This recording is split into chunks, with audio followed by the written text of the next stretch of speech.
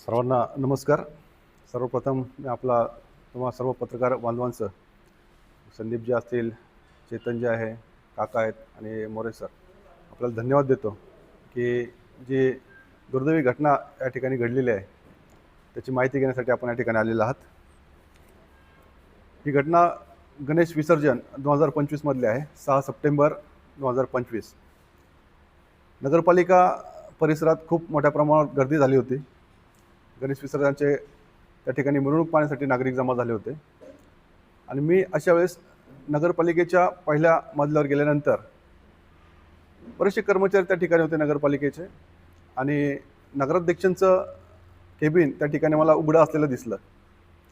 प्रशासकीय राजवट नगरपालिकेवर आहे आणि नगराध्यक्षांचं केबिन या ठिकाणी कसं काय उघडलेलं आहे याच्या उत्सुकतेने मी त्या ठिकाणी आतमध्ये पाहिलं तर अतिशय गंभीर आणि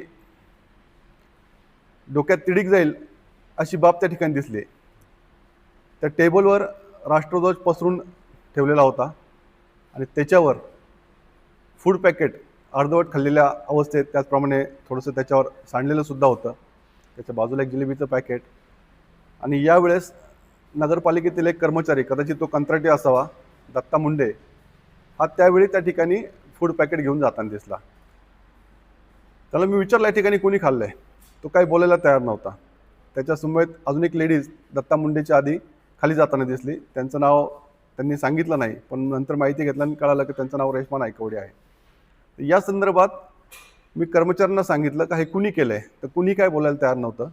मग मी म्हटलं मग तुम्ही मुख्याधिकारी यांना बोलवा, मुख्याधिकारी याबाबत माहिती देतील. थोड्या वेळाने मुख्याधिकारी त्या ठिकाणी आले त्या केबिनमध्ये.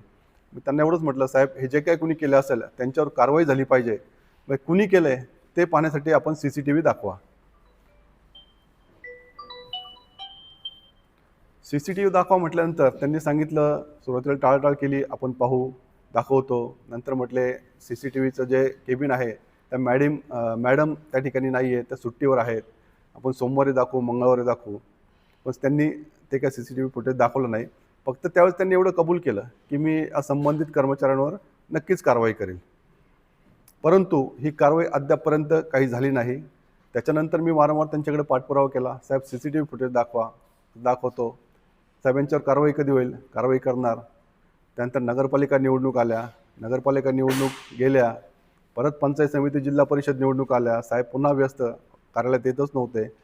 असे जवळपास एवढे दिवस झाल्यानंतर शेवटी नाईलाजाने मला त्यांच्या विरोधात तक्रार अर्ज दाखल करावा लागला आणि या संदर्भात जे संबंधित दोषी आहे आणि या दोषींना पाठीशी घालणारे मुख्याधिकारी जुन्नर यांच्यावर सुद्धा कारवाई करण्यात यावी असा अर्ज मी जुन्नर पोलीस स्टेशनला दिलेला आहे. किती लोकांच्या विरोधात पुण्याविरुद्ध अर्ज आहे? मुख्याधिकारी चरण कोल्हे आहेत, त्यानंतर कर्मचारी दत्ता मुंडे आणि रेश्मा नायकवडे अशा तिघांच्या विरोधात आपण तक्रार अर्ज दिलेला आहे. काय परिस्थिती होती? चुकून ठेवण्यात आला असं मुख्याधिकाऱ्याकडून अनवधानाने घडलं असं सांगण्यात येते. तुम्हाला काय वाटतं? साहेब अनवधानाने जर घडलं असेल तर त्यांनी मला ते CCTV फुटेज दाखवायला पाहिजे होता. अनवधानाने घडलं असं ते म्हणत असतील तर दत्ता मुंडे फूड पॅकेट घेऊन तिथून का गेला आम्ही केबिनमध्ये आल्यानंतर, हा पण एक गांभीर्याने घेण्याचा विषय आहे. आणि तो राष्ट्रध्वज आहे, ते कुठलं काय असं टेबल क्लॉथ ठेवलेलं नाही आहे, त्याच्यावर फूड पॅकेट ठेवून जेवण करणं अतिशय गंभीर आहे. आणि जर मुख्याधिकारी जर असं म्हणत असेल अनवधानाने झालं तर त्यांच्यासारखा दोषी कोण नाही. मग त्या दिवशी पाऊस पडत होता आणि राष्ट्रध्वज हा भिजलेला होता, त्यामुळे तिथे तो सुकण्यासाठी ठेवण्यात आला होता असं मुख्याधिकाऱ्यांचं म्हणणं आहे. असं जर मुख्याधिकारी म्हणत होते, राष्ट्रध्वज त्या टेबल क्लॉथ सारखा पसरून ठेवला होता, बरोबर ना, मग फूड पॅकेट त्याच्यावर काय करत होते?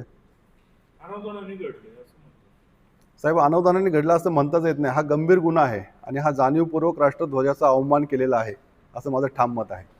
काही लोक तुमच्यावर शंका व्यक्त करतायत का तुम्ही इतके दिवस का थांबले होते, तुम्ही ते फक्त ब्लॅकमेल करत होते का संबंधितांना, असं देखील म्हटलं जातं. हे कदाचित जे ब्लॅकमेलिंगचा ज्यांना अनुभव आहे ना, हे चांगलं त्याबद्दल सांगू शकेल. मी याच्या आधी पण तुम्हाला सांगितलं की मुख्याधिकारी यांना मी त्या दिवशी पण म्हटलं होतं मला CCTV फुटेज दाखवा. ते म्हटले दाखवतो, सोमवारी दाखवतो म्हटले.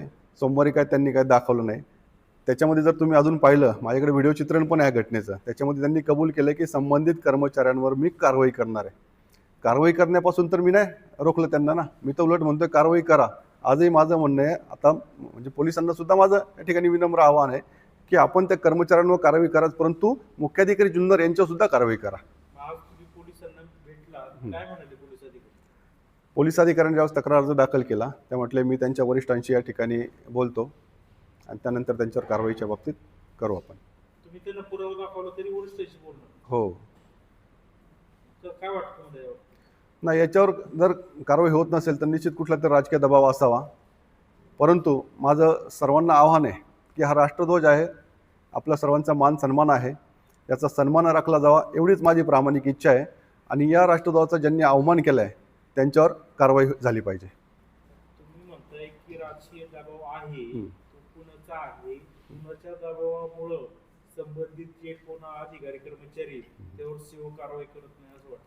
नाही नाही, राजकीय दबाव म्हणजे अशा अनुषंगाने मी म्हणतो मी, कारण जर एखादा गैरव्यवहार आहे किंवा असं कुठली बाब घडलेली नाही आहे, राष्ट्रध्वज आहे, आपला आत्मसन्मान आहे, या राष्ट्रध्वजाचा अवमान झालेला आहे, त्याचे पुरावे आहेत.